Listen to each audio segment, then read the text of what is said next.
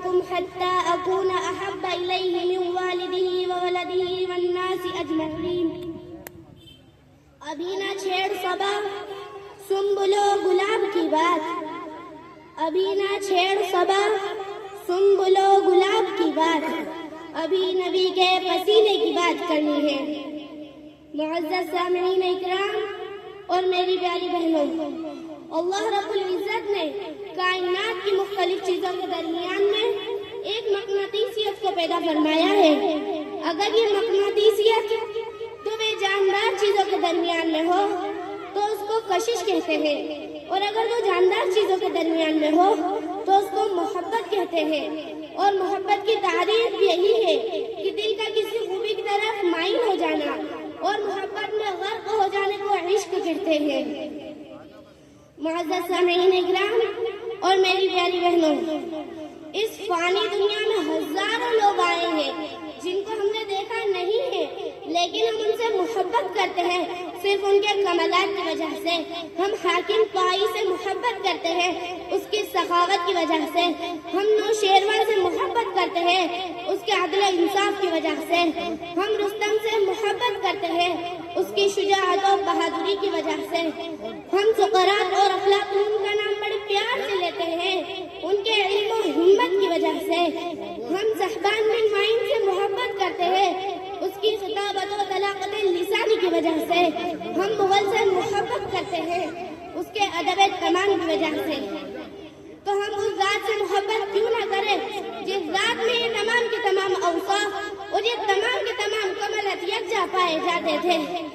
ارے ہمارا تو یہ دعویٰ ہے کہ آدم علیہ السلام سے لے کر موسیٰ علیہ السلام تک، موسیٰ علیہ السلام سے لے کر عیسیٰ علیہ السلام تک تمام انبیاء اکرام ہوئے ہیں. ان میں فردن جتنے بھی کمالات پائے جاتے تھے رب کائنات نے تنہ تنہا جناب مدنی محمد عربی صلی اللہ علیہ وسلم کے اندر وہ سارے کے سارے کمالات یکجا جمع کر دیے ہیں. آپ کی دعوت میں آدم علیہ السلام کا نور تھا، نوح علیہ السلام کا جوش تبلیغ تھا، ابراہیم علیہ السلام کا ولولہ توحید تھا، اسماعیل علیہ السلام کا جلوہ ایثار تھا، اسحاق علیہ السلام کی رضا، یعقوب علیہ السلام کی تسلیم و رضا، ایوب علیہ السلام کا صبر، ہارون علیہ السلام کا جلال، موسیٰ علیہ السلام کا جمال، لوط علیہ السلام کی ہمت، شیث علیہ السلام کی معرفت، الیاس علیہ السلام کا وقار، یحییٰ علیہ السلام کی پاک دامنی، داؤد علیہ السلام کی آواز اور عیسیٰ علیہ السلام کا زہد. ان جیسے بہت سارے کمالات اور ان جیسے بہت سارے اوصاف محمد عربی صلی اللہ علیہ وسلم کے اندر یکجا پائے جاتے تھے.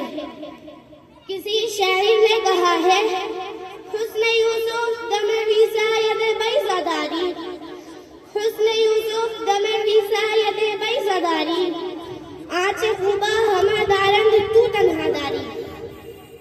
معزز سامعین اکرام اور میری پیاری بہنوں، اب آپ خود ہی فیصلہ کیجئے کہ ایسے اوصاف والے، ایسے کمالات والے، ایسے محمد سے ہمیں محبت کرنی چاہیے یا نہیں کرنی چاہیے.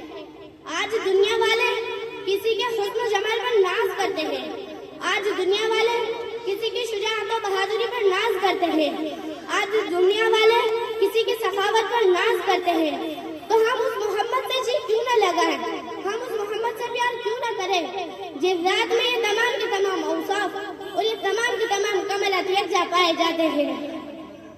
اللہ نے آپ کو دنیا کی ساری خوبیاں دے دی اور سب سے بڑا محسن بھی بنایا، جنہوں نے ہمیں خدا سے ملایا، جنہوں نے ہمیں خدا سے ملایا، جنہوں نے ہمیں خدا کا جلوہ دکھایا، جنہوں نے ہمیں فلک کی بلندی بھی، زمین کی بستی میں، دن کی روشنی میں، رات کی تاریکی میں عرفان ربانی کی سیر کرائی ہے، جنہوں نے خشک میدانوں میں علم و معرفت کے دریا بہائے، جنہوں نے چرواہوں کو امام و قائد اور رہبر بنایا ہے، جو انسانوں کے مددگار، مظلوموں کے آسرا، بے آسراؤں کا سہارا، یتیموں کے والی، اسی لیے غلاموں کے مأوات ہے.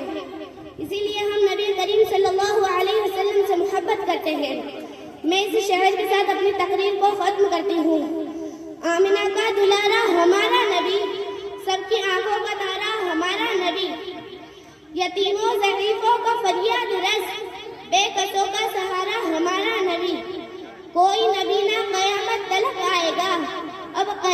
الگ ہے ہمارا نبی۔